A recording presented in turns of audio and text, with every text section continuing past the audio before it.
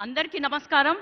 ఈరోజు మన భూపాలపల్లి మున్సిపాలిటీలో జరగబోతున్నటువంటి ఎలక్షన్ సందర్భంగా మన ప్రియతమ నేత మన ముఖ్యమంత్రి శ్రీ రేవంత్ రెడ్డి గారికి అట్లాగే మన ఇన్ఛార్జ్ మినిస్టర్ శ్రీ పొంగులేటి శ్రీనన్న గారికి అట్లాగే ఐటీ మినిస్టర్ శ్రీధర్ బాబు గారికి మా సమ్మక్క సారకలో ఒకరైనటువంటి మన దేవాదాయ శాఖ మంత్రివర్యులు కొండా సురేఖమ్మ గారికి అట్లాగే ఇక్కడ ఉన్నటువంటి వివిధ కార్పొరేషన్ చైర్మన్లకి లైబ్రరీ చైర్మన్కి డిసిసి ప్రెసిడెంట్ ముఖ్య నాయకులందరికీ కాంగ్రెస్ కుటుంబ సభ్యులకి ఇక్కడ వేలాదిగా తరలి వచ్చి కాంగ్రెస్ పార్టీ అంటేనే మాకు ఇష్టం, కాంగ్రెస్ పార్టీలో మా మనసులో చిరస్థాయిగా ఉండిపోతుంది అన్న ప్రేమతోటి వచ్చిన నా అక్క చెల్లెళ్ళకి అన్నదమ్ములందరికీ కూడా ప్రెస్ మీడియా మిత్రులకి పోలీస్ సిబ్బందికి అందరికీ కూడా పేరు పేరున నా నమస్కారాలు తెలియజేసుకుంటున్నా।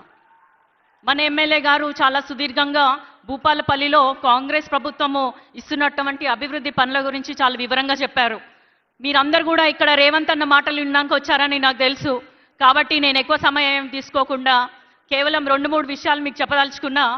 ఆడబిడ్డల ఆత్మాభిమానం తనాభిమానం అని నమ్మి మన ముందు మనలాగా వచ్చినటువంటి మన రేవంత్ రెడ్డి గారికి ఇందిరమ్మ పార్టీ ప్రభుత్వంగా ఏర్పడినాక ఆడబిడ్డల ఆత్మాభిమానం ఆత్మాభిమానం అని ఇందిరమ్మ ఇల్లు ఇవ్వడమే కాకుండా సన్న బియ్యం కానీ రేషన్ కార్డు కానీ 1 కోటి మంది మహిళల్ని కోటీశ్వర్లు చేస్తా అని చెప్పి దాదాపు లక్ష కోట్ల రూపాయల బ్యాంక్ లింకేజ్ ద్వారా డబ్బులు ఇస్తూనే వడ్డీ లేని రుణాలు ఇప్పటివరకు 27,000 కోట్లతోటి మనకి ఇవ్వడం జరిగింది।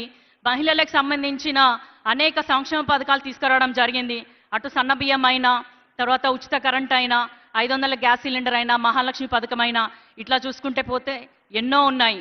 మన జిల్లా భూపాలపల్లి జిల్లా కొత్తగా ఏర్పడినాక మనము ఎన్నో ప్రయత్నాలు చేస్తున్నాము। ఒక కొత్త రైల్ లైన్ కావాలి, కొత్త నవోదయ కావాలి, లేదా భూపాలపల్లిలో ఉన్నటువంటి గనులకు ఇంకా అధిక భద్రత కావాలి, అధికంగా సిఎస్ఆర్ ఫండ్స్ నుంచి కూడా డెవలప్ చేసుకోవాలి అని మనము ఆలోచిస్తున్నాము। మీ అందరికీ నేను ఒకటే చెప్తాను, అధికార పార్టీకి ఓటు వేస్తేనే అభివృద్ధి అనేది శరవేగంగా జరుగుతుంది।